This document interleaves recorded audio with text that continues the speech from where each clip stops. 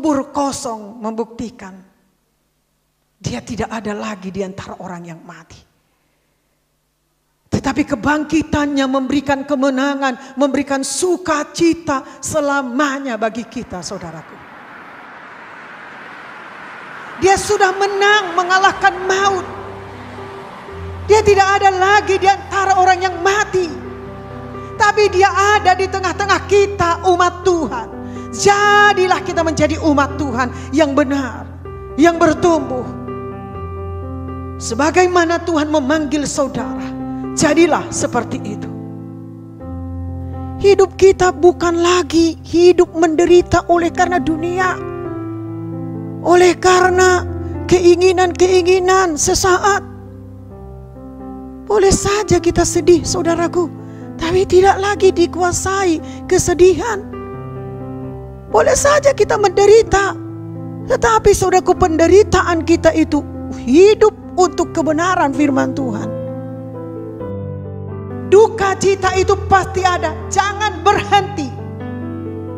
Kita yang bertindak, maka kita tidak mencari Yesus di antara orang mati, tapi kita mencari Yesus yang ada di tengah-tengah kita, yang ada di tengah-tengah gerejanya, dimanapun umatnya berada, bagaimanapun umatnya, bagaimanapun keadaan umatnya. Carilah Yesus yang ada di tengah-tengah umatnya. Kita yang mengerjakan pribadi lepas pribadi. Kematian Tuhan Yesus mengampuni kita. Tapi kebangkitannya, saudaraku, membebaskan setiap ikatan kita. Dari kutuk nenek moyang kita. Dari masalah. Bahkan dari ikatan-ikatan daging kita, saudaraku. Inilah hari pembebasan bagi kita. Inilah kebangkitan dan hidup, di mana kebangkitan Tuhan Yesus memberikan terus kemajuan bagi gerejanya. Ada tujuan yang positif yang terjadi dalam hidup kita. Yesus bangkit, maka kita pun bangkit. Mulailah berjalan. Jangan enggan untuk bangkit. Karena kebangkitanmu itu akan membuat engkau kembali kepada kebenaran firman Tuhan yang engkau percayai. Setelah kita, saudaraku, merayakan kebangkitan Tuhan Yesus, kita adalah lembaran yang baru. Mari saudaraku, pandang pada Tuhan Yesus. Katakan, aku juga berhasil seperti engkau berhasil, Tuhan. Kerjakan kemenangan itu. Kerjakan kebangkitan itu. Supaya kita mengalami bagaimana kasih yang sesungguhnya yang telah Tuhan berikan kepada kita. Kita berikan tepuk tangan yang meriah bagi Allah kita. Selamat datang bagi kita semua di ibadah yang kedua. Selamat hari Minggu. Apa kabar bagi kita semua? Saya percaya kita pasti sehat dan juga sukacita Tuhan penuh di dalam kita. Hari ini kita merayakan kebangkitan Tuhan Yesus yang telah naik ke sorga. Kebangkitan Yesus menunjukkan betapa besarnya kasih dan kuasa Tuhan, yang menunjukkan bahwa ia bangkit mengalahkan maut, mengalahkan segala suatu beban masalah dalam kehidupan kita, dan ia membuktikan kehidupan kekal hanya ada di dalam kita. Kita pada hari ini ada karena pengharapan baru itu sudah nyata dalam kehidupan kita. Kita diterangi oleh kasih-Nya, kita diterangi oleh kebaikannya, oleh keajaibannya. Mari kita tetap setia, bawa ucapan syukur yang paling dalam lagi kepada Tuhan, dan ceritakanlah kepada sekeliling kita, kepada teman-teman kita, bahwa kasih yang ada di dalam hati kita, yang kita pegang, itu membawa kita kepada kehidupan yang kekal. Boleh sampaikan kepada kiri kanannya, selamat Paskah, selamat hari kebangkitan Tuhan Yesus. Undangan bagi kaum bapak, kaum ibu untuk mengikuti ibadah keluarga di GKI Padang pada hari Kamis tanggal 21 April jam 7 malam. Mari kita Bapak Ibu yang ada di sini untuk hadir di ibadah pada hari Kamis nanti, dan anak-anaknya juga boleh ingatkan orang tuanya, mengantarkan mungkin untuk datang ke tempat ini. Kita bangkit berdiri, kita akan membacakan ayat renungan kita dari Ayub 33 ayat 28. Saya akan bacakan terlebih dahulu. Ia telah membebaskan nyawaku dari jalan ke liang kubur, dan hidupku akan melihat terang. Kita baca bersama-sama Ayub 33 ayat 22. Ia telah membebaskan nyawaku dari jalan ke liang kubur dan hidupku akan melihat terangnya. Mari kita berikan pujian yang terbaik. Selamat beribadah, Tuhan Yesus memberkati. Amin. Sebab kebangkitan Kristus membuktikan bahwa Yesus hidup. Dia telah menang mengalahkan maut. Amin. Mari kita rayakan kebangkitannya. Kita puji dia, kita sembah dia. Sebab dia adalah Raja yang hebat. Dia Raja yang berkuasa. Amin.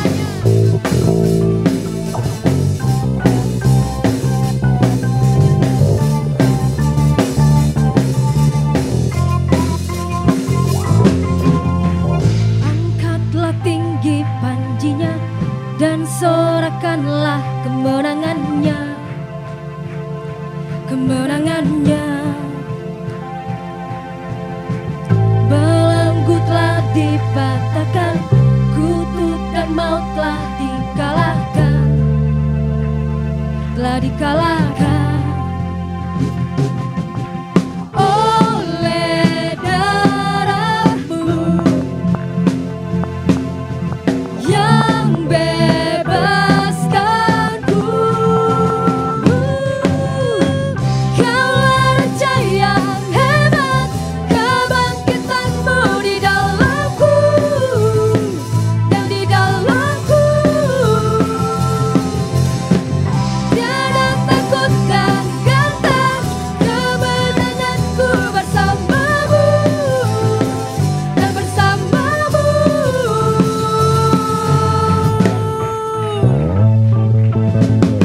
Angkatlah tinggi panjinya dan sorakanlah kemenangannya, kemenangannya. Belenggu telah dipatahkan, kutuk dan maut telah dikalahkan, telah dikalahkan. Oleh darahmu, oleh darahmu yang bebaskanku, yang bebaskanku. Kaulah Raja yang hebat, kebangkitanmu di dalamku dan di dalamku. Tiada takut dan gentar, kemenanganku bersamamu dan bersamamu.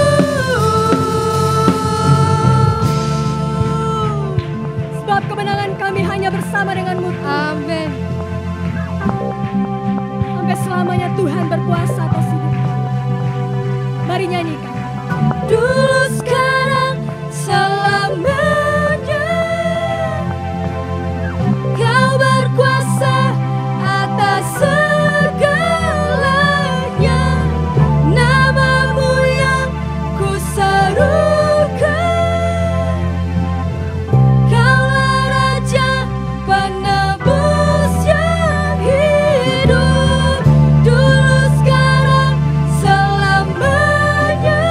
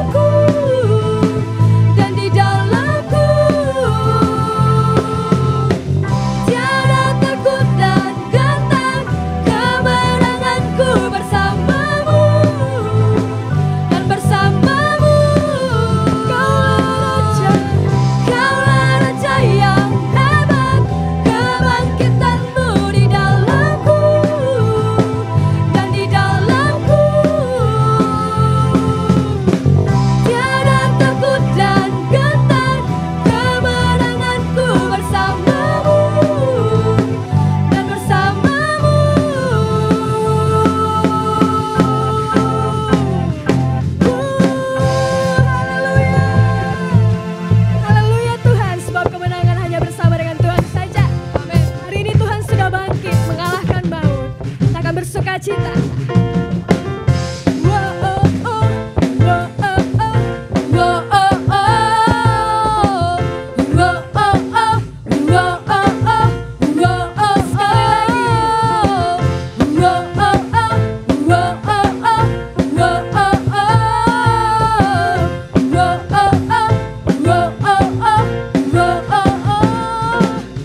Gerakkanlah kekuatanmu ya Allah, tunjukkanlah kuasamu ya Tuhan, serahkan musuhmu, selamatkanlah umatmu, Allah dahsyat di tempat kudusnya.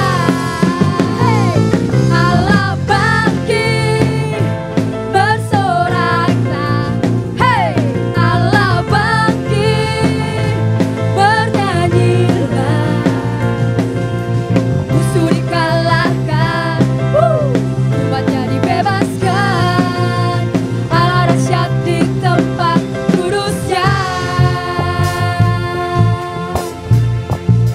Gerakkanlah kekuatanmu ya Allah, tunjukkanlah kuasamu ya Tuhan, serahkan musuhmu, selamatkanlah umatmu, Allah dahsyat di tempat kudusnya.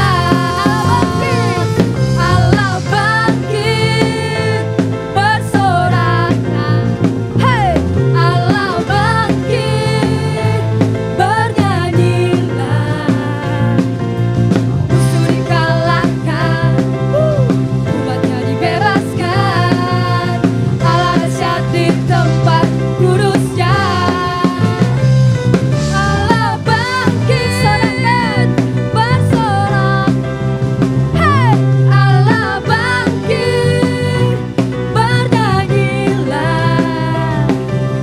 Musuh dikalahkan, umatnya dibebaskan.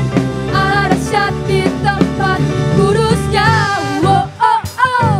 Wow, oh, oh. Wow, oh, oh. Wow, oh, oh. Wow, oh, oh. Wow, oh, oh. Katakan ke sebelahmu. Wow, oh, oh. Wow, oh, oh. Wow, oh, oh. Wow, oh, oh. Wow, oh, oh. Wow, oh, oh. Wow, oh, oh. Wow, oh, oh. Wow, oh, oh. Wow, oh, oh. Allah bangkit, bersoraklah. Hey, Allah bangkit, bernyanyilah. Musuh dikalahkan, umatnya dibebaskan. Allah dahsyat di tempat kudusnya. Allah dahsyat di tempat kudusnya. Allah dahsyat di tempat kudusnya.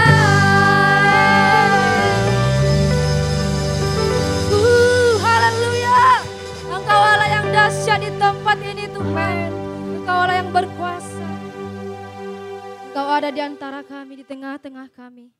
Engkau membuktikan Engkau telah bangkit mengalahkan maut. Terima kasih Tuhan. Berbagi.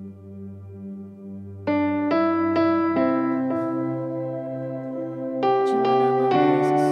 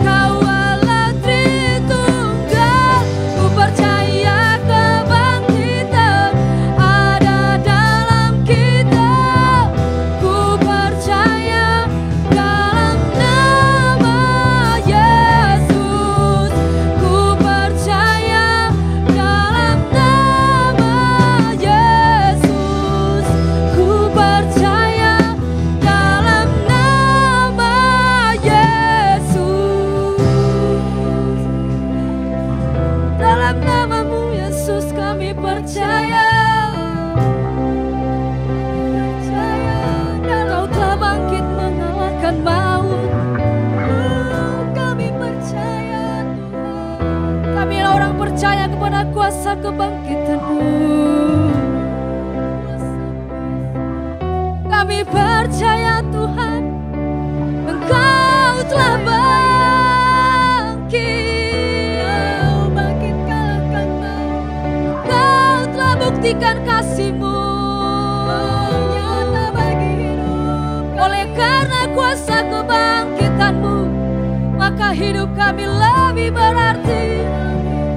Kami pegang janji-Mu. Sungguh kami percaya. Sungguh kami percaya. Inilah iman kami Tuhan, memandang kepada kuasa-Mu. Engkau telah bangkit dan hidup. Engkau telah mengalahkan maut. Engkau hidup dan berkuasa selamanya. Oh, kami datang menyembah Allah yang hidup. Kami datang meninggikan Allah yang hidup. Yesuslah namanya. Yesuslah namanya. Dia berkuasa sampai selamanya.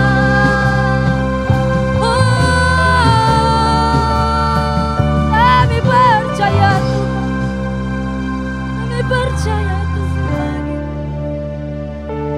Hidup dan berkuasa.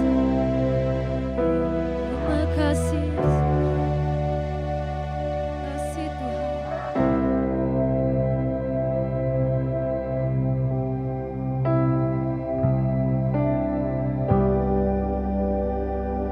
Sebab Dia hidup, ada hari esok. Sebab Dia hidup, ku tak gentar, karena ku tahu Dia pegang hari esok. Hidup jadi berarti sebab Yesus hidup. Amin Tuhan, sebab Engkau hidup, kami percaya. Sebab Dia hidup, ada hari esok. Sebab Dia hidup, ku tak gentar, karena ku tahu Dia pegang hari esok. Hidup jadi berarti sebab Yesus hidup. Hidup jadi berarti sebab hidup jadi berarti sebab hidup jadi berarti sebab Yesus hidup.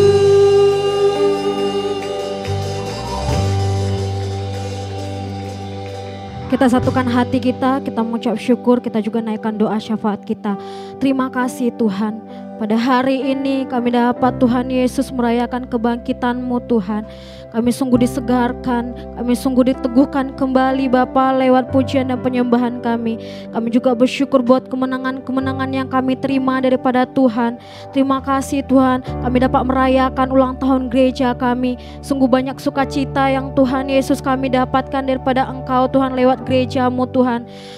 sesama kami jemaat dapat membagi berkat satu dengan yang lain dan melihat perbuatan-perbuatan ajaib yang Tuhan jadikan dalam kehidupan kami masing-masing jemaat-Mu Tuhan. Terima kasih Bapa, lewat gereja ini kami merasakan sungguh luar biasa perbuatan-Mu, sungguh ajaib Engkau Tuhan dalam kehidupan kami. Kami juga bersyukur Tuhan buat kematian Tuhan Yesus dan kebangkitan-Mu yang kami rayakan Bapa. Terpujilah nama-Mu Tuhan. Kami sungguh bersyukur Tuhan, hanya Engkau yang menjamin kehidupan yang kekal Tuhan. Bapa di dalam surga, tidak ada satupun Tuhan yang menjamin Tuhan ada hari esok. Hanya Engkau yang menjaminkan itu kepada kami. Janji-Mu itu sungguh nyata dan kami bersyukur bahwa kebangkitan-Mu itu semakin nyata lagi dan berkuasa dalam kami Tuhan. Terpujilah nama-Mu Tuhan. Dan pada saat ini ya Bapa, kami satukan hati kami berdoa Tuhan bagi setiap generasi yang ada dalam gereja ini Bapa. Tidak ada satupun dari kami yang saling menyalahkan ataupun Tuhan yang saling melihat kekurangan, tetapi biarlah kami semuanya sama-sama saling mendorong Tuhan, bersepakat, bersehati untuk Tuhan Yesus mempermuliakan nama-Mu Tuhan. Pakailah seluruh pelayan-pelayan di generasi Tuhan, untuk Tuhan Yesus memperbesar kerajaan-Mu, untuk menggenapi rencana-rencana-Mu, visi-visi Tuhan yang telah Tuhan taruhkan Bapa, sehingga kami bersama-sama mengerjakannya Tuhan di dalam nama Yesus, sehingga seluruh generasi dalam gereja ini Bapa diperlengkapi oleh firman Tuhan, diperlengkapi Tuhan Yesus, haleluya, dengan adanya kesatuan Tuhan Yesus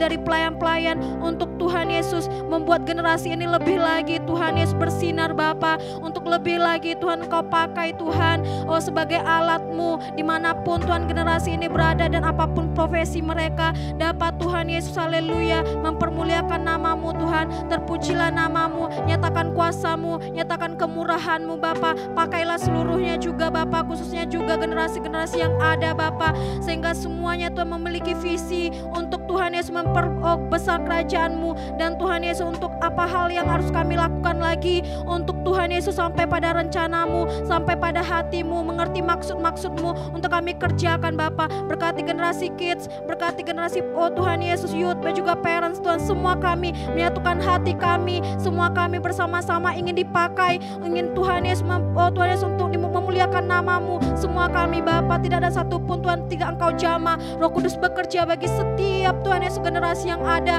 Tuhan Yesus pakailah sehingga Tuhan Yesus nama-Mu pun dipermuliakan Tuhan lewat kehidupan kami Bapa. Terpujilah nama-Mu. Pada saat ini kami juga berdoa bagi seluruh jemaat, bagi seluruh kami Tuhan.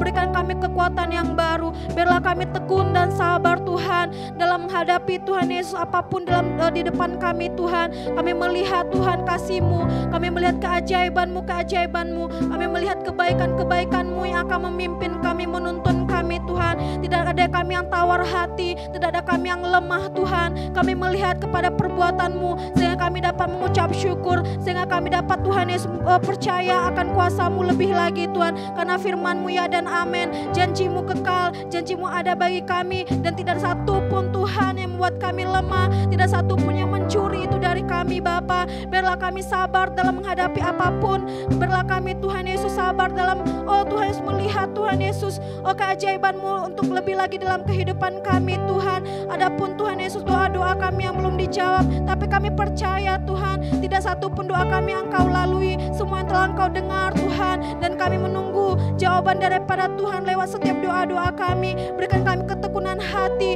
berikan kami hati Bapa untuk mengerjakan Tuhan Yesus setiap perkara-perkara dalam kehidupan kami, untuk mengerjakan setiap pergumulan-pergumulan. Damai sejahtera Tuhan turun bagi kami, sehingga memberkati hati dan pikiran kami, sehingga kami tetap tekun di dalam Engkau, mengerjakan firman-Mu Tuhan, tekun di dalam pengharapan-pengharapan yang baru yang setiap hari Tuhan berikan kepada kami. Terima kasih ya Tuhan, ini doa kami.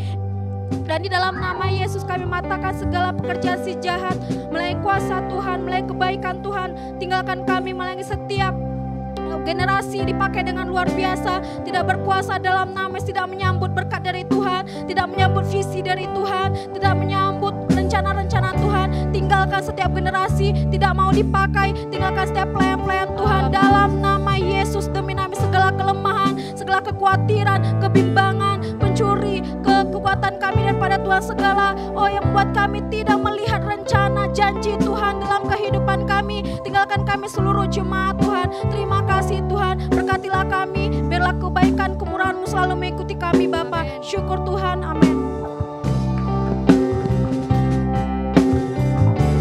Sebab Dia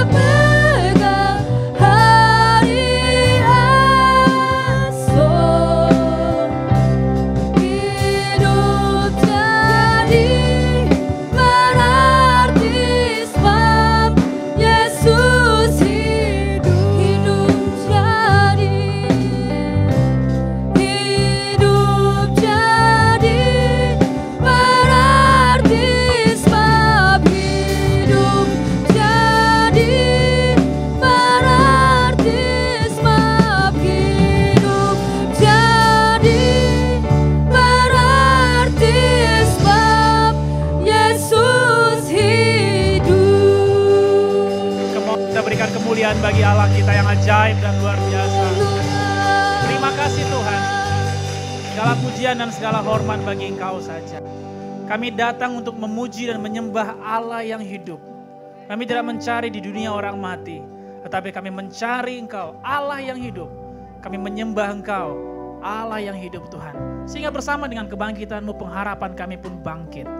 Sehingga seluruh kesedihan kami, ketakutan, kebimbangan, semua sudah dihapuskan oleh karena kebangkitan-Mu. Dan kubur kosong membuktikan Engkau hidup. Dan kami bersyukur karena Engkau Allah yang menepati janji-Mu. Tidak satupun firman Tuhan yang gagal. Engkau Allah yang tidak turun ke dunia orang mati kemudian meninggalkan kami. Namun Engkau turun ke dunia orang mati, Engkau tebus kami dan Engkau bangkitkan kami kembali. Amin. Sehingga kami punya second chance dalam kehidupan ini. Amin. Kami punya kesempatan hidup yang kedua. Sehingga kami bisa hidup lebih baik daripada sebelumnya. Terima kasih Bapa, kami bisa memuji, menyembah-Mu. Terima kasih hari ini kami merayakan Paskah, hari kebebasan bagi orang-orang yang percaya kepada Yesus. Kami berdoa bagi kami yang mendengarkan firman Tuhan di tempat ini, maupun bagi saudara-saudara kami yang mengikuti ibadah online pada hari ini atau kapanpun mereka mengikutinya. Kau jamah kami semua secara pribadi. Beritahukan sesuatu untuk bisa kami bawa pulang pada hari ini. Sehingga sesuatu itu tertanam, berurat, berakar, dan menghasilkan buah yang baik di dalam kehidupan kami. Kami berdoa supaya gereja Tuhan menjadi orang-orang pilihan. Menjadi orang-orang yang menyinarkan kemuliaan Tuhan di luar sana. Sehingga dunia boleh melihat bahwa Yesus benar-benar hidup di dalam gerejanya. Terima kasih Tuhan, kami mengucap syukur. Urapilah saya menyampaikan firman Tuhan. Ada keterbatasan bagi saya Tuhan untuk menyampaikannya. Biarlah Roh Kudus-Mu mengambil alih semuanya. Memberitahukan sesuatu, mengajari kami yang bisa kami bawa pulang pada hari ini. Dalam nama Yesus kami bersyukur dan kami berdoa. Sama-sama kita berkata, amin. Amin. Silakan duduk Bapak Ibu jemaat Tuhan. Boleh sekali lagi sapa kiri kanannya, katakan ya, haleluya, selamat siang atau happy Sunday bagi Bapak Ibu Saudara semua. Dan thank you buat semua yang sudah melayani pada siang hari ini. Dan selamat datang juga bagi semua Bapak Ibu Saudara yang beribadah secara streaming, yang tidak bisa beribadah onsite pada hari ini. Puji Tuhan Bapak Ibu Saudara, pada hari Jumat yang lalu kita sudah merayakan Good Friday atau Jumat Agung, di mana kita mengingat kembali bahwa Yesus mengasihi kita, sayang sama kita. Tidak ada kasih yang lebih besar daripada kasih seorang yang mengorbankan nyawanya bagi sahabat-sahabatnya. Dan Yesus membuktikannya. Satu hal yang saya pribadi bersyukur punya Yesus dalam kehidupan saya pribadi adalah bahwa dia Tuhan yang gak hanya bersabda, tetapi dia Tuhan yang mengerjakan apa yang dia janjikan. Dan bahkan Yesus bangkit pun untuk melihat janji itu pun digenapi dalam kehidupan kita. Nah, pada hari Jumat kemarin kita ingat bahwa Yesus mengasihi kita, sayang bagi kita, dia mati bagi kita di kayu salib, dia mengorbankan nyawanya bagi saya, bagi Bapak, Ibu dan saudara semua.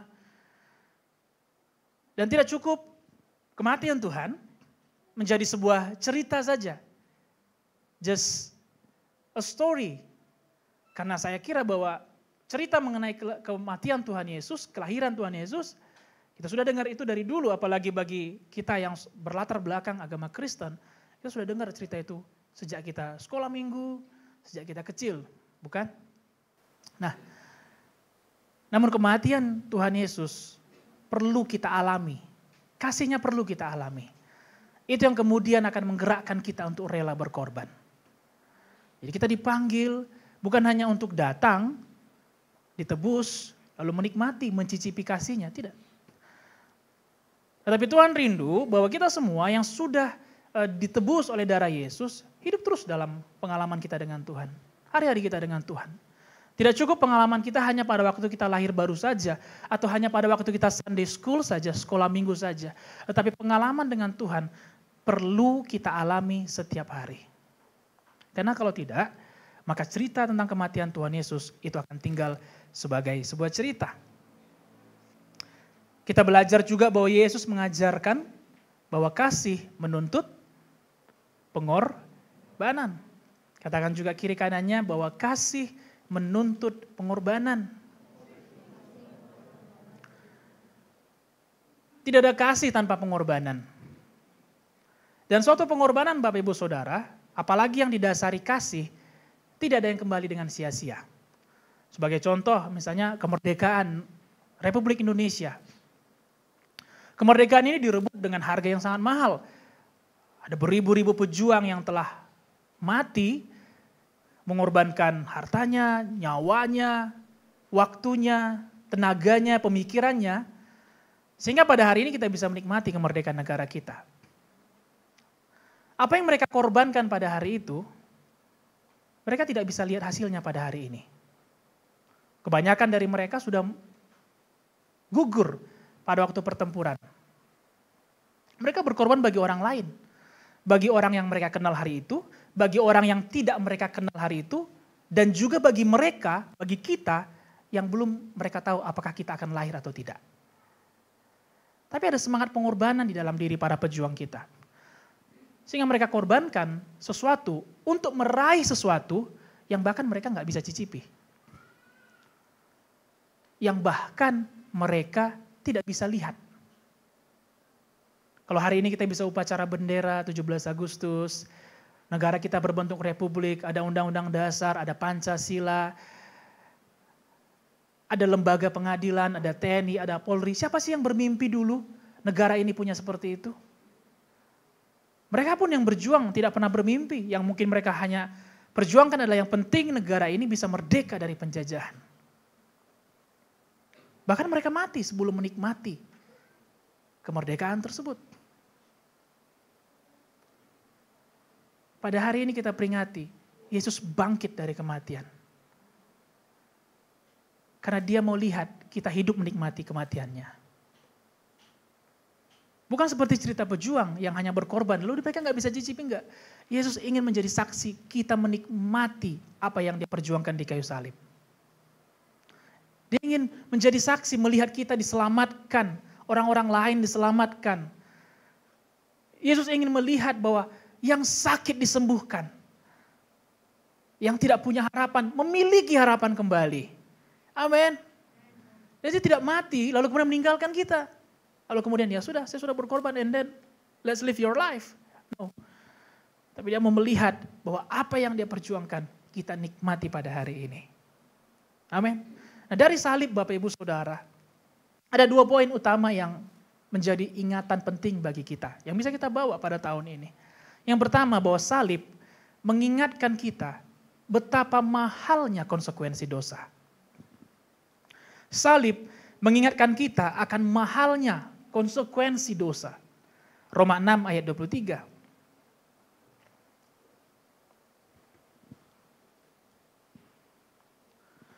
Ini perlu kita ingat, ingatan ini perlu kita bawa Bapak Ibu Saudara. Yang pertama adalah bahwa dosa itu mahal konsekuensinya. Sehingga kita tidak terlalu murah, tidak terlalu mudah untuk melakukan dosa. Roma 6 ayat 23. Mari kita baca. Sebab upah dosa ialah maut. Tetapi karunia Allah ialah hidup yang kekal dalam Kristus Yesus Tuhan kita. Jelas sekali bahwa konsekuensi dosa adalah maut. Konsekuensi dosa adalah kematian.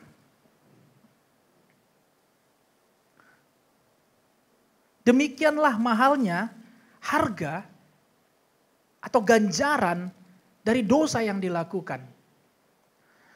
Kalau konsekuensi dosa adalah benda atau materi, Bapak Ibu Saudara, misalnya nih, ada ya seperti kitab undang-undang hukum pidana kita. Kalau mencuri ada sekian tahun penjara, kalau membunuh ada sekian tahun penjara. Dia berupa materi, berupa hitungan. Kalau seandainya ganjaran ataupun upah dosa bersifat materi atau benda, tentulah kita bisa mengusahakannya, bukan?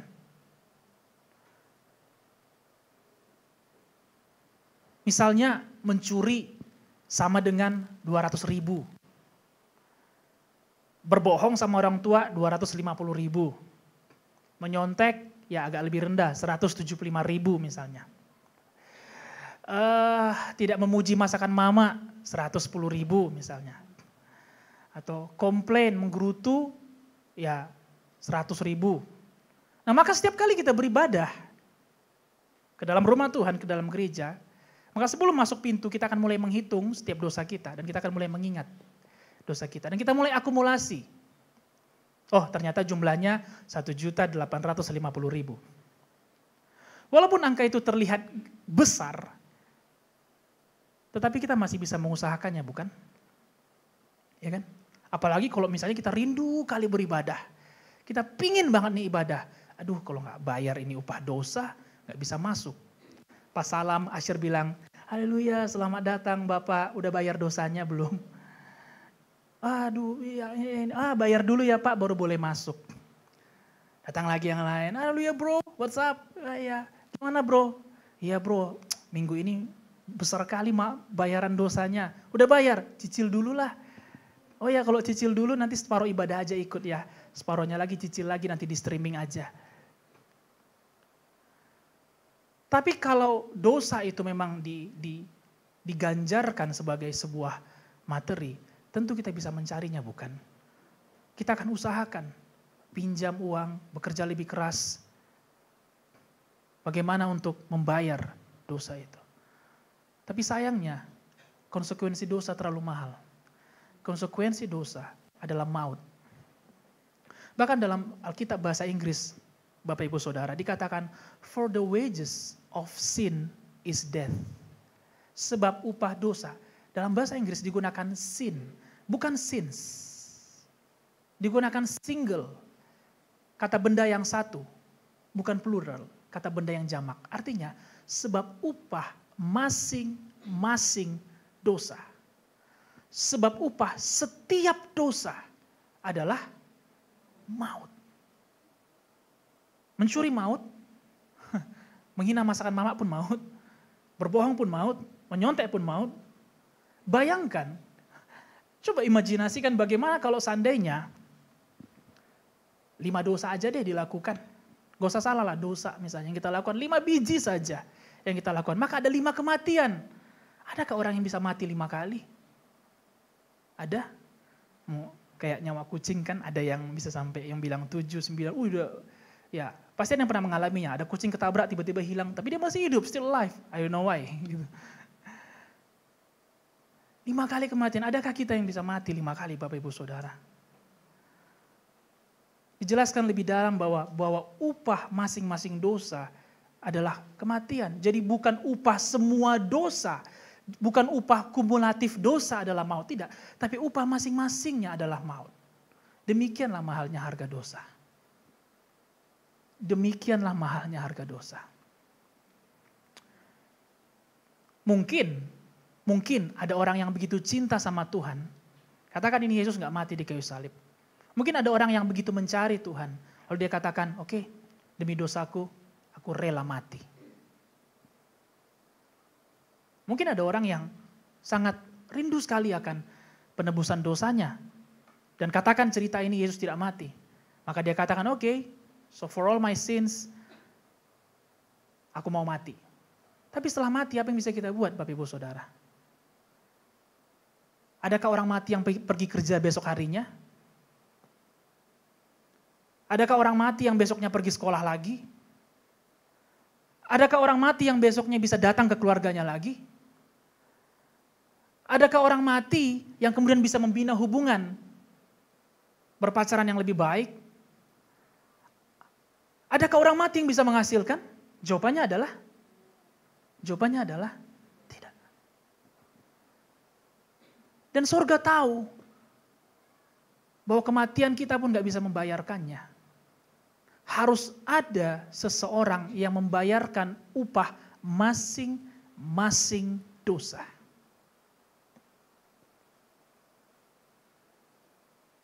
Dialah Yesus. Allah tahu bahwa hanya Yesus yang mampu melakukannya. Mengapa? Karena Dia adalah Allah yang berkuasa atas kehidupan. Dia berkuasa memberikan nyawanya dan berkuasa untuk mengambilnya kembali. Kita nggak punya itu Bapak Ibu Saudara.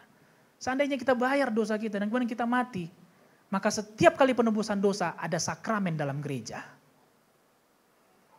Maka setiap kali penebusan dosa tidak ada sukacita, yang ada adalah tangisan air mata. Bukan kayak video kemarin ya, dingin. Tapi kayak, ada yang menangis karena, mamaku harus mati karena menebus dosaku. Papaku harus mati hari ini karena dia menebus dosa dia. Allah tahu bahwa hanya Yesus yang mampu. Yohanes 10 ayat 17 sampai 18.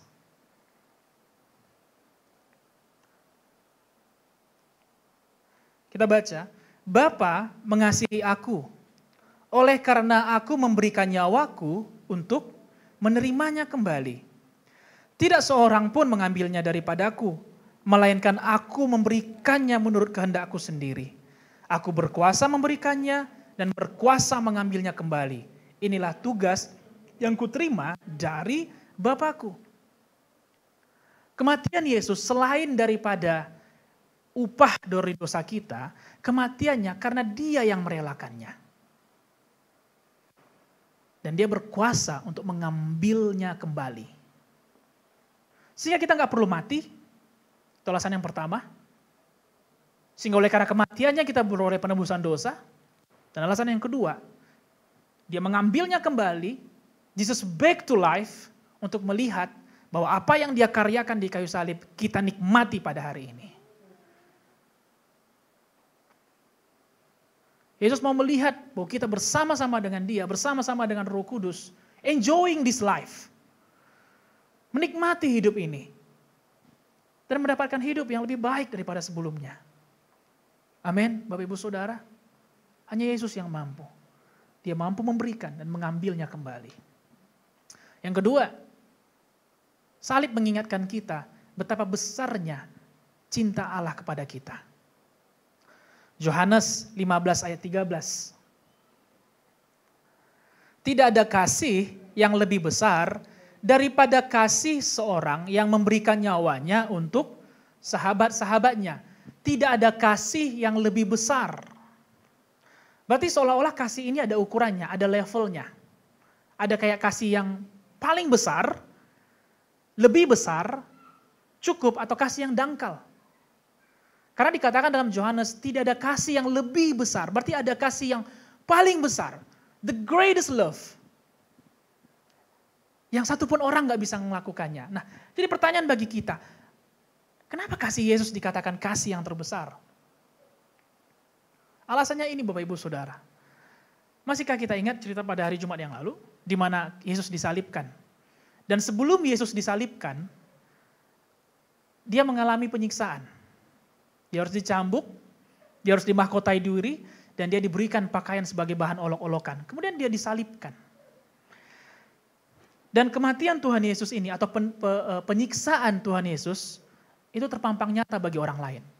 Orang-orang di Yerusalem, murid-muridnya, dan semua orang di sana melihat kejadian itu. So bayangkan ini. Orang-orang melihat penderitaan yang Yesus lakukan. Tetapi Alkitab mencatat, mereka semua punya respon yang berbeda. Pilatus, dia cuci tangan. Yohanes, dengan takut-takut dia berusaha, dia mau ngintip-ngintip lah gitu. Kepo, tapi gak berani. Ada para pengawal yang membagikan undi, mereka menjadi semakin beringas.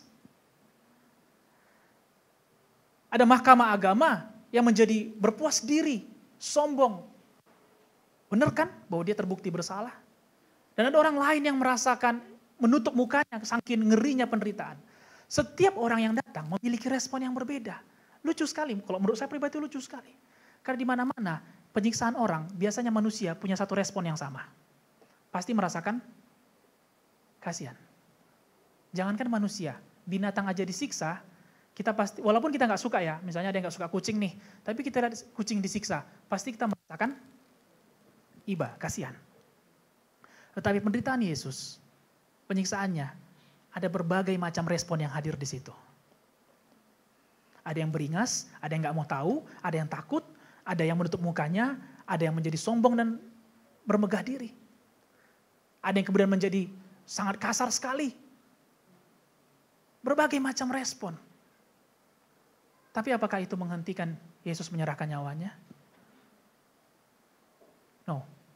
He keep moving. Dia tetap maju ke kayu salib dan menyerahkan nyawanya bagi kita semua. Itulah kasih yang terbesar. Kasih yang tidak memperdulikan respon yang diterima. Itu yang kita sebut kasih agape. Kasih yang tidak berhitung pamrih apa yang bakal saya terima. Apakah Yesus memikirkan atau pernah berpikir begitu buruknya respon yang dia terima?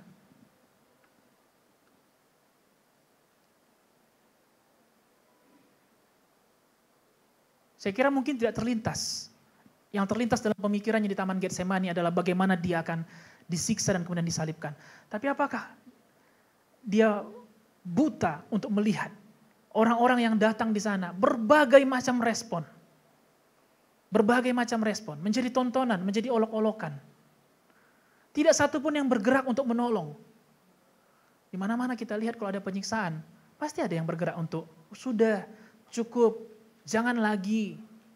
You know. Tapi Yesus tidak berhenti Bapak Ibu Saudara. Itulah kasih yang terbesar.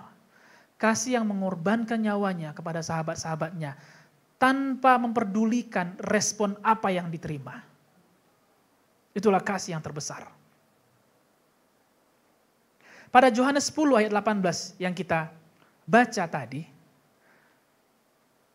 kita bahas pada minggu yang lalu bahwa tidak ada kasih tanpa pengorbanan. Nah, pada Yohanes 10 ayat 18 saya akan bacakan sekali lagi. Tidak seorang pun mengambilnya daripadaku, melainkan aku memberikannya menurut kehendakku sendiri. Nah tentu ini yang perlu kita mengerti. Apa yang mendorong Yesus memberikan kehendaknya? Yang pertama karena besarnya kasihnya kepada kita, tentunya. Namun apakah penyerahan kehendak itu berjalan dengan mulus? Jawabannya adalah tidak. Saudara bisa ingat kejadian bagaimana Yesus di Taman Getsemani. Dia memanggil 3 orang murid kesayangannya, dia katakan, stay sebentar ya, jaga-jaga dulu, saya mau doa. Ketika dia balik, murid-muridnya tidur. Ada orang bisa tidur saat genting. Wow, amazing. Saya aja dulu pas pendidikan, diawasi senior aja gak tidur-tidur, walaupun ngantuk. Terpaksa. Berusaha kuat, walaupun lemah. Ada yang udah udah semaput di depan kita di IGD waktu itu. Jam 3 pagi, jam 4 pagi. Satu sisi fisik udah lemah, udah mau tidur, udah mengantuk, tapi karena ada pasien, kita berusaha untuk buka mata kuat karena ini genting. Ini gawat kalau sempat ini. Saya ingat satu cerita ketika kami di stase anak. Di stase anak itu dulu dulu kalau ada bayi-bayi yang di persimpangan lah antara surga dan bumi gitu. Nah, itu dulu pada waktu zaman saya, zaman Ripka, itu alat ventilator itu belum banyak, masih cuma bisa dihitung 4 apa 5 lah pada waktu itu. Sehingga seringkali ventilatornya itu mekanik. Mekanik artinya tangan kami yang jadi ventilatornya. Gitu, ventilator alat bantu nafas. Saya masih ingat, ada satu waktu itu bayi di bawah 6 bulan usianya, yang waktu itu dia shock demam berdarah, dan kemudian dia sudah mau mati. Dan kemudian tibalah giliran saya menjadi mesin ventilator. Dan kalau bayi nggak bisa, kalau orang dewasa bisa, metal aja bisa, bodo amat lah, karena udah dewasa. Tapi kalau bayi nggak harus, ya ada pressure-nya gitu, ada takarannya gitu.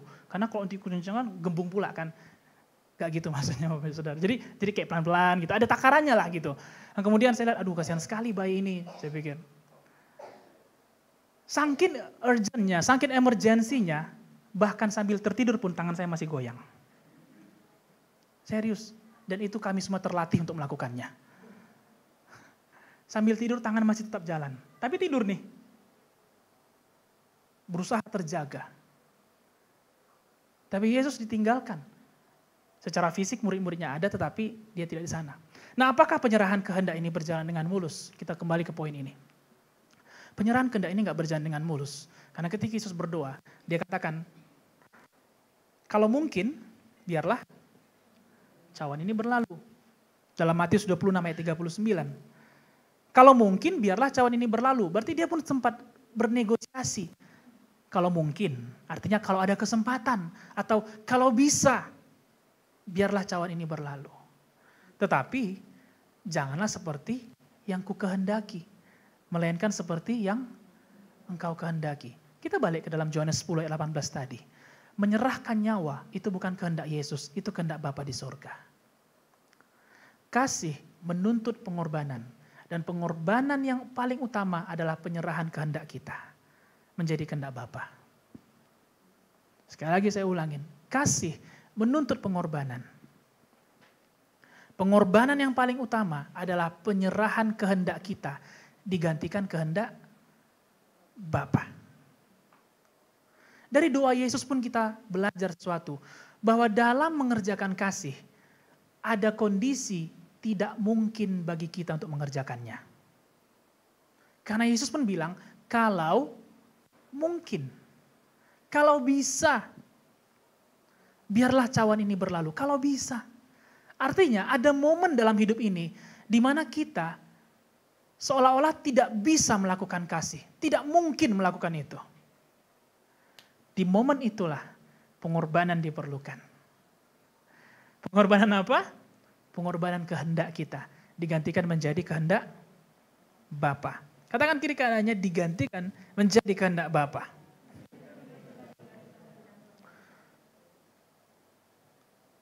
Sebab kasih memang bukan kehendak dasar manusia.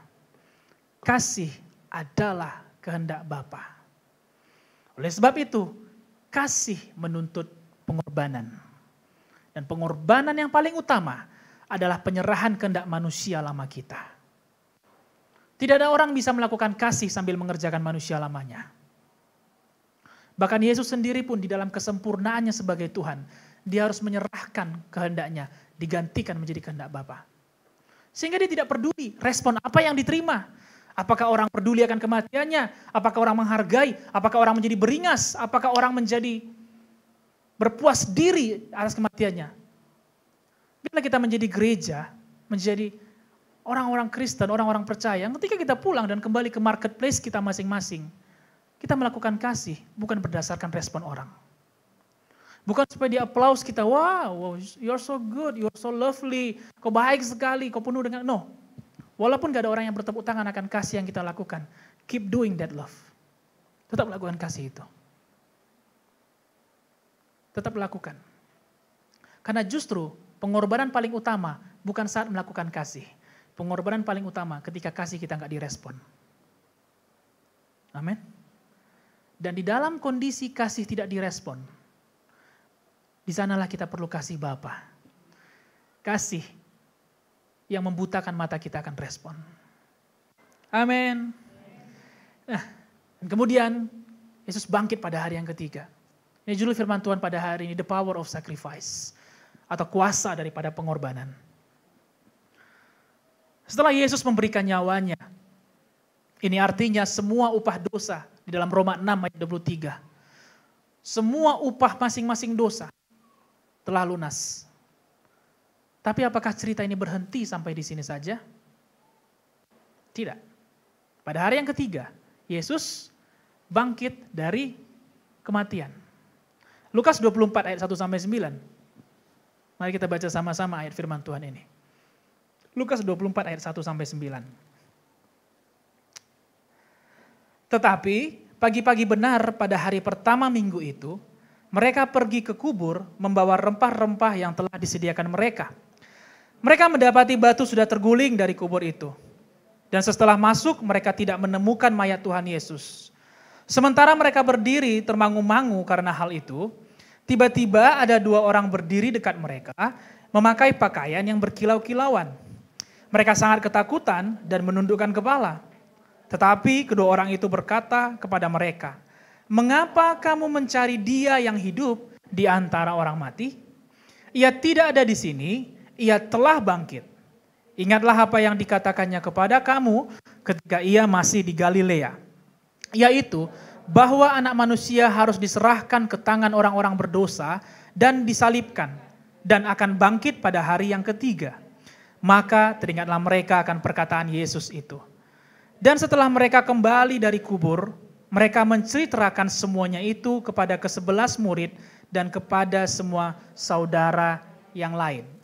Pada hari ketiga, Yesus bangkit dari kematian. Yesus bangkit dari kubur. Dari cerita ini Bapak Ibu Saudara, saya sangat berharap ini mengingatkan kita bahwa perjalanan kekristenan kita tidak berhenti di penebusan dosa. Perjalanan kekristenan kita tidak berhenti di lahir baru saja. Cukup lahir baru dan kemudian tidak melanjutkan lagi. Yesus tidak berhenti di kematiannya. 3 hari setelah dia mati, dia bangkit dari kubur. Dari ayat yang kita baca dalam Lukas 24 ayat 1-9, ada 3 poin yang bisa saya bagikan pada siang hari ini. The power of sacrifice, atau kuasa daripada pengorbanan. Mengapa Yesus harus bangkit? Yang pertama, untuk menghapuskan kesedihan. Saudara bisa bayangkan murid-murid kehilangan orang yang mereka kasihi, orang yang mereka sayangi, orang yang setiap hari makan bersama dengan mereka. Kita pun sebagai manusia biasa, sekiranya kita kehilangan orang yang kita sayangi, maka responnya adalah sedih. Sedih. Itu sebabnya kita akan katakan, misalnya kita hadir dalam sebuah sakramen atau sebuah ibadah penghiburan, kita akan katakan keluarga itu kuat karena keluarga itu nggak sibuk nangis. Dia mulai bisa tersenyum, menyambut tamu, menyambut teman-teman dan yang lainnya. Maka kita akan bilang mereka kuat. Secara wajar, secara manusiawi, kalau kita kehilangan orang yang kita kasihi, kita akan bersedih. Dan ini yang dialami oleh murid-murid Tuhan Yesus. Dan kematian Tuhan Yesus baru memakan waktu 3 hari. Masih fresh.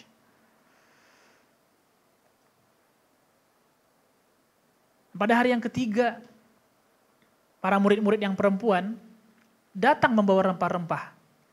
Tujuannya bukan untuk bersuka cita di kubur itu. Tujuannya untuk meratapi kematian Tuhan Yesus. That's the purpose. Itu tujuan awalnya Bapak Ibu Saudara. Mereka datang membawa rempah-rempah. Kalau mereka datang bawa rebana, baru tujuannya bersukacita. Apalagi kalau bawa gambus atau bawa drum atau bawa keyboard misalnya. Tujuannya yaitu bersukacita. Tapi mereka membawa rempah-rempah. Tujuannya untuk ziarah, untuk meratapi, untuk menangisi, untuk mengungkapkan betapa sedihnya mereka.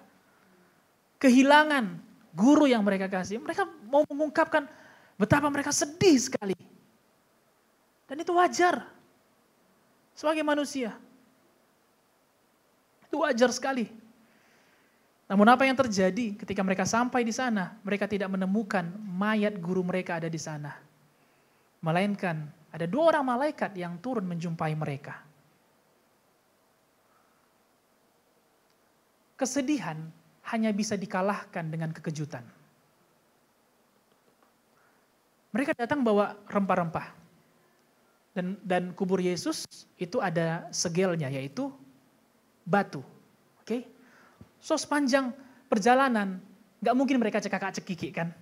Hey, gimana tidurnya tadi malam? Feeling good kan?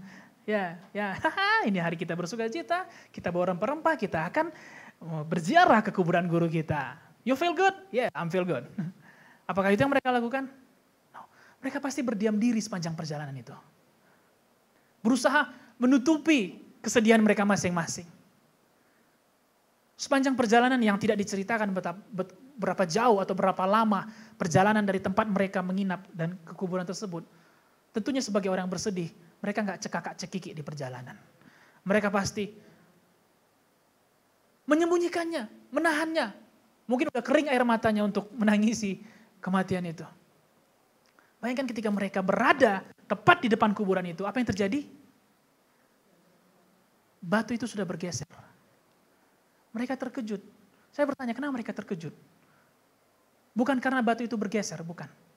Karena satu-satunya pribadi yang bisa menggeser batu itu sudah mati di kubur itu. Satu kali Yesus membangkitkan Lazarus. Kuburan yang sama yang dipakai Yesus. Model yang sama maksud saya, sorry. Mereka katakan, Yesus gak ada di sini.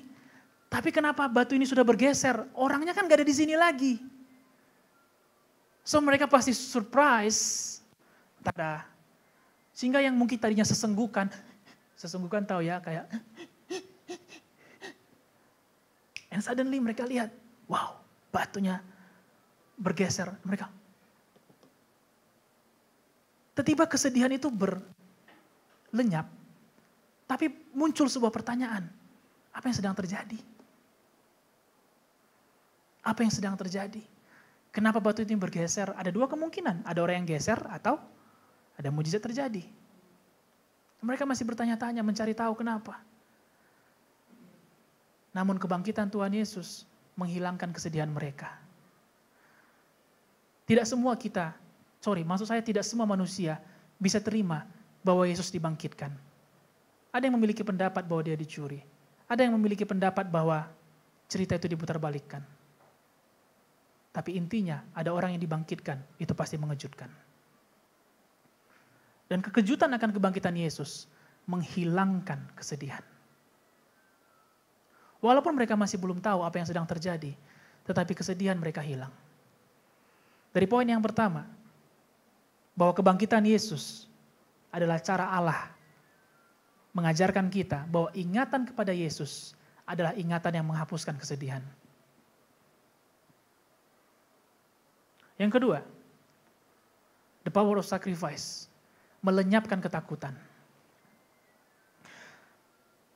Kita bisa bayangkan bagaimana orang yang sudah ditinggalkan, kamilah keluarga, pada waktu papa meninggal. Pada hari itu sedih. Tetapi selain kesedihan, muncul perasaan yang kedua, namanya ketakutan. Apalagi kalau yang meninggalkan kita atau yang telah pergi adalah tumpuan daripada harapan kita. Ya kan? Ya, bukan berarti memang misalnya ada anak yang baru lahir meninggal, ya keluarganya pun sedih. Tapi biasanya ketakutan gak muncul, jarang. Kalaupun muncul mungkin kecil. Tapi kalau yang meninggal adalah kepala keluarga, Yang meninggal adalah pemimpin perusahaan. Yang meninggal adalah guru besar dari sebuah universitas. Atau katakan pembimbing skripsi kita yang meninggal misalnya. Bukankah muncul feeling yang kedua setelah sedih, yaitu takut. Bagaimana hidup ini akan berjalan setelah ini? Hal yang sama juga murid-murid rasakan. Di awal, in the beginning, mereka pasti sedih, tetapi mereka mulai merasakan, kalau Yesus sudah nggak ada, kita mau gantungkan hidup kita sama siapa lagi? Ya, dia sudah mati di kayu salib, dia sudah tebus dosa manusia, dia sudah tebus kita. Tapi setelah dia mati, saya mau hidup dengan siapa lagi? That's the same question. Pertanyaan yang sama yang ditanya oleh murid-murid itu. Pertanyaan yang sama juga muncul pada keluarga kami ketika kami ditinggalkan. Bagaimana hidup ke depannya? Bagaimana makan minum kami? Kemana kami nanti akan menggantungkan hidup? Bagaimana sekolah kami? Bagaimana nanti adik-adik? Bagaimana bimbingan daripada orang tua kepada kami? Banyak pertanyaan yang muncul. Banyak, enggak hanya satu pertanyaan. Ketakutan tidak pernah karena satu pertanyaan. Ketakutan selalu karena banyak pertanyaan. Ketakutan selalu mengundang banyak pertanyaan. Dan hal itu yang terus dipertanyakan oleh murid-murid. Bagaimana hidup ini akan ke depannya?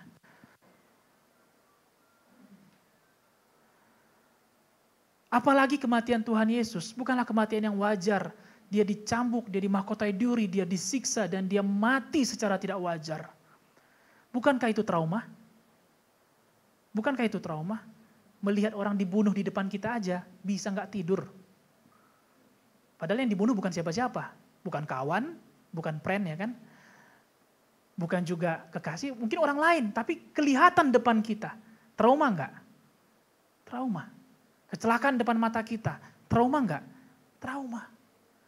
Trauma yang sama pun dialami oleh murid-murid itu. Dan tahukah Bapak Ibu Saudara, bahwa ketakutan selalu mendatangkan kematian? Tidak ada kehidupan di dalam ketakutan.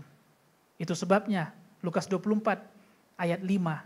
Hal pertama yang disampaikan oleh malaikat adalah, mengapa kamu mencari Dia yang hidup di antara orang mati? Tidak ada kehidupan dalam kematian. Tidak ada orang yang bisa bergerak dalam ketakutan. Semua orang pasti akan stuck, pasti akan tegang di dalam ketakutan. Ini kabar baik pada hari ini bahwa Yesus hidup. Dia tidak tetap berada dalam dunia orang mati. Sehingga kita mencarinya dalam ketakutan. Sehingga kita berdoa dalam ketakutan. Sehingga kita menyembah dalam ketakutan. Sehingga kita beribadah dalam ketakutan. Apakah kalau saya nggak beribadah nanti Tuhan marah sama saya? Apakah kalau saya nggak berikan perpuluhan Tuhan mengutuki saya? Apakah doa saya ini akan dijawab Tuhan? Saya sudah lama berdoa akan hal ini. Karena kita nggak mencari Yesus di dunia orang mati, Bapak Ibu Saudara. Sehingga marilah kita berhenti mencarinya dengan ketakutan. Karena kasih Kristus melenyapkan segala ketakutan. Ada amin? Yesus hidup. Dia tidak tetap berada dalam dunia orang mati, yaitu dunia yang penuh ketakutan. Dan dunia itu juga yang Yesus bawa di dalam kebangkitannya, yaitu dunia orang hidup kepada kita. Dunia yang penuh dengan kehidupan. Kehidupan yang mengalahkan ketakutan. Oleh katakan kiri kanannya, kehidupan yang mengalahkan ketakutan. Ya bukan berarti kita nggak bisa feeling afraid. Sebagai manusia, kita pasti takut. Pasti ada ketakutan. Ya ada yang takut gelap, ada yang takut mati, ada yang takut sakit. Ya benar. Sebagai manusia kita pasti memiliki feeling takut. Namun biarlah ingatan kita kepada kebangkitannya memberikan kita harapan yang baru. Harapan yang mengalahkan ketakutan. Karena apa? Karena kehilangan terbesar pun, yaitu nyawa, telah Yesus kalahkan. Yang ketiga, yang terakhir. The power of sacrifice adalah membuktikan perkataan firman.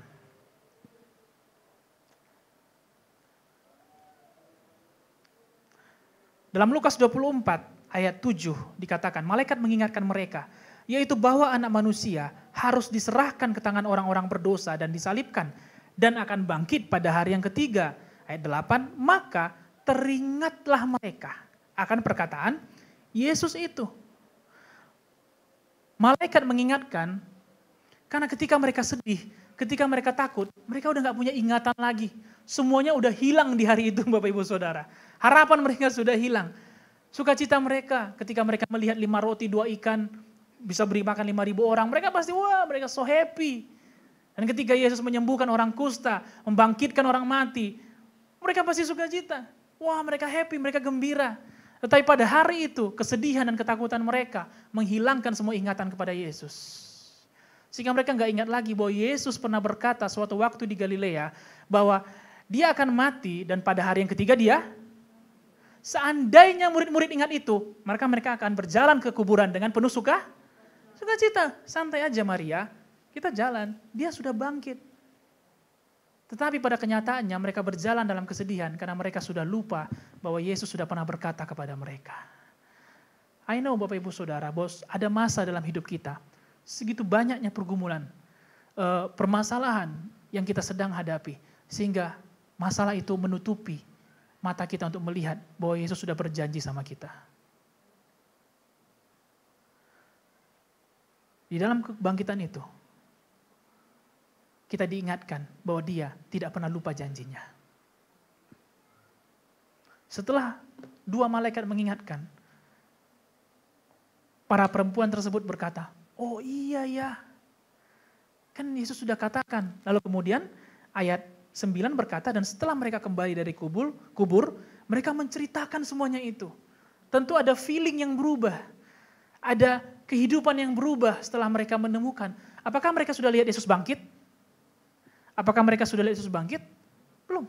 Yang mereka lihat adalah kubur kosong dan malaikat.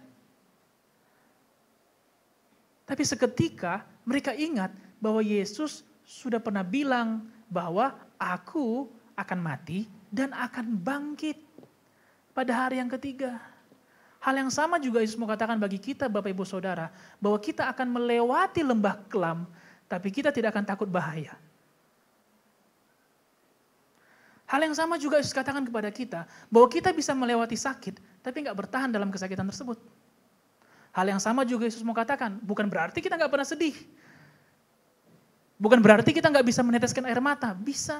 Tapi Yesus berjanji menghapuskan air mata itu.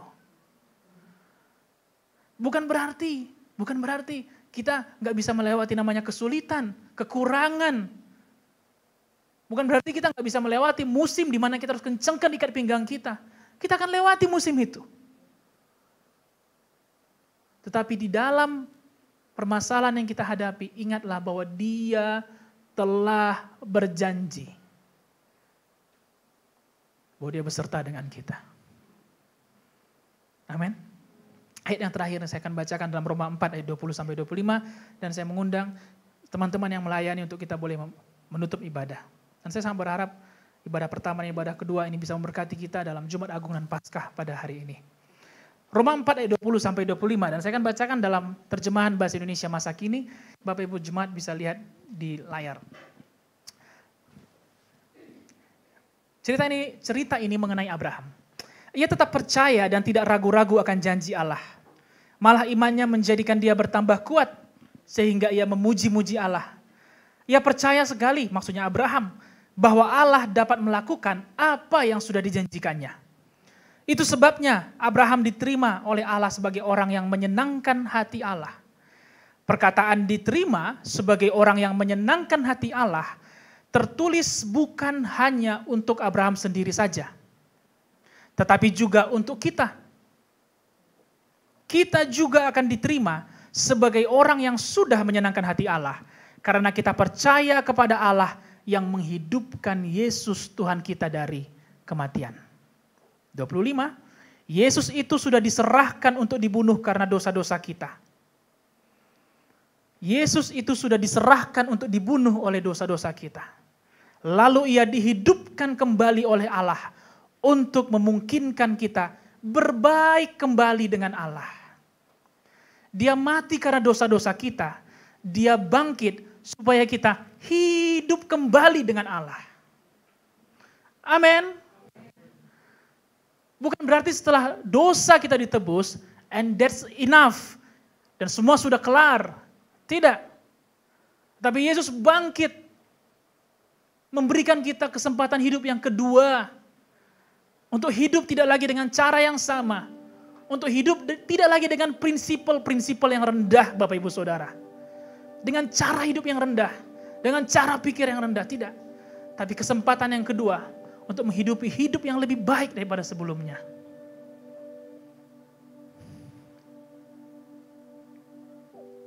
Yesus mati karena dosa-dosa kita. Dan kemudian Dia dibangkitkan Allah. Supaya kita tidak hanya ditebus, namun memiliki kesempatan meneruskan hidup.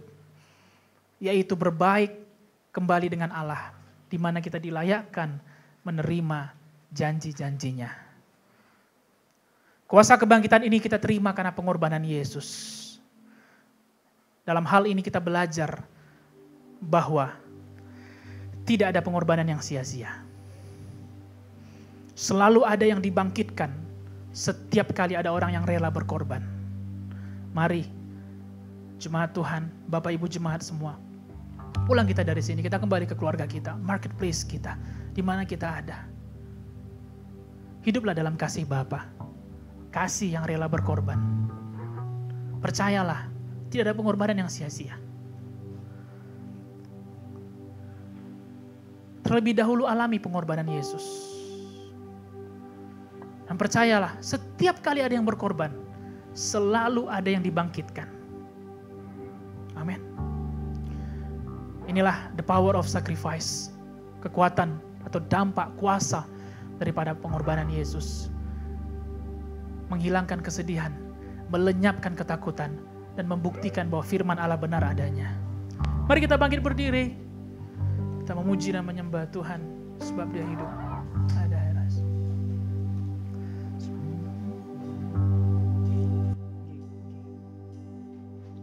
Sebab Dia hidup. Ada hari esok. Sebab Dia hidup.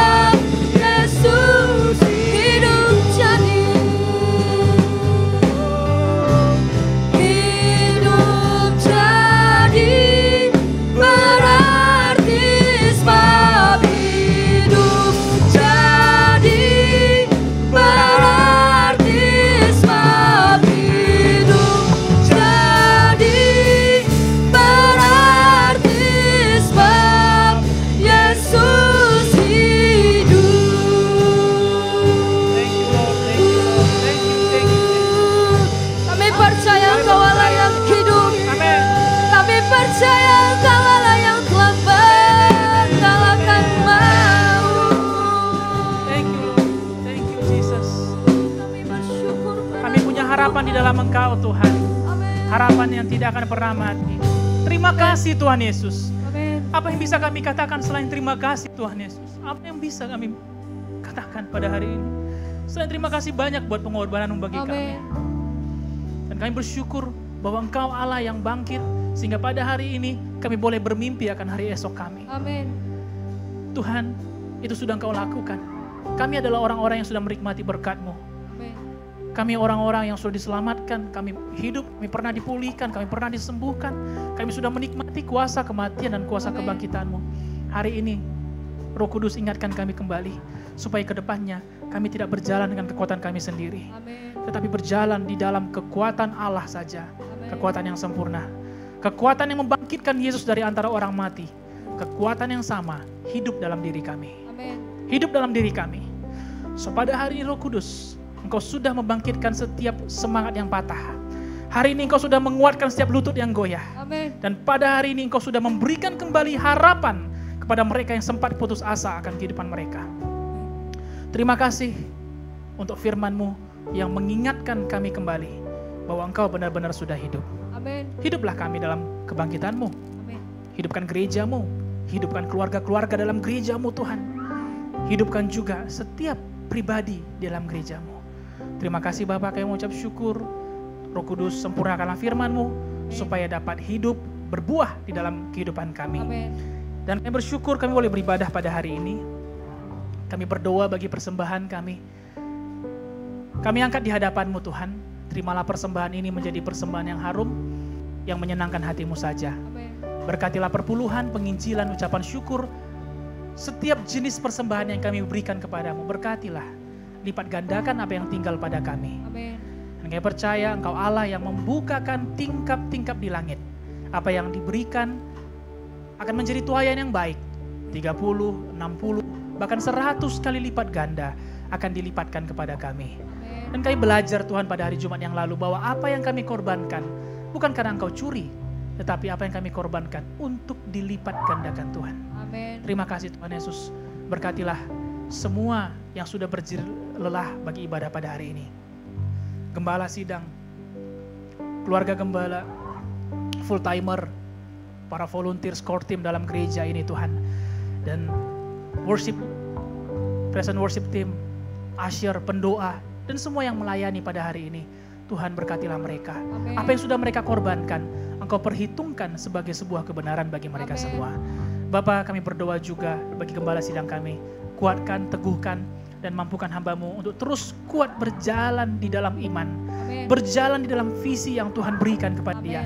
Sehingga apa yang menjadi tema besar kami pada tahun 2022 pasti terlaksana di dalam nama Yesus.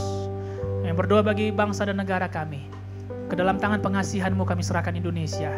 Engkau Allah yang melebihi akal pikiran. Dan Engkau Allah yang menjagakan Indonesia di dalam tangan-Mu yang kuat. Pemerintah kami dapat berlaku jujur dan adil dan memiliki hati Bapa. Dan kami berdoa bagi Sumatera Barat dan Kota Padang. Berkatilah kota kami ini. Kami berdoa pemulihan terus terjadi. Kebangunan dan kebangkitan terus terjadi. Berkati secara khusus anak-anak Tuhan dimanapun mereka berada. Dan bagi mereka yang memegang peranan penting bagi kota ini, pakai mereka untuk menjadi alat-Mu Tuhan. Untuk memberitakan kasih-Mu bagi Kota Padang. Terima kasih Bapa, kami bersyukur dan kami akan pulang dengan sukacita. Darah Yesus membungkus kami semua. Tibakan dengan selamat kami di rumah kami masing-masing. Ada waktu bagi kami pergunakan untuk menyenangkan hati Tuhan, menyenangkan juga hati keluarga kami. Dalam nama Yesus kami patahkan dan kami hancurkan segala pekerjaan-pekerjaan si jahat yang mencuri firman Tuhan dari hati kami, menghalangi kami dan mengerjakan dan melakukan firman Tuhan di dalam nama Yesus. Di dalam nama Yesus. Terima kasih. Bapak Ibu Saudara yang terkasih, marilah kita angkat tangan kita ke sorga. Angkatlah tangan kita dan terimalah berkat daripada Allah Bapa, Allah yang penuh kasih mesra dan yang cinta kepada kita.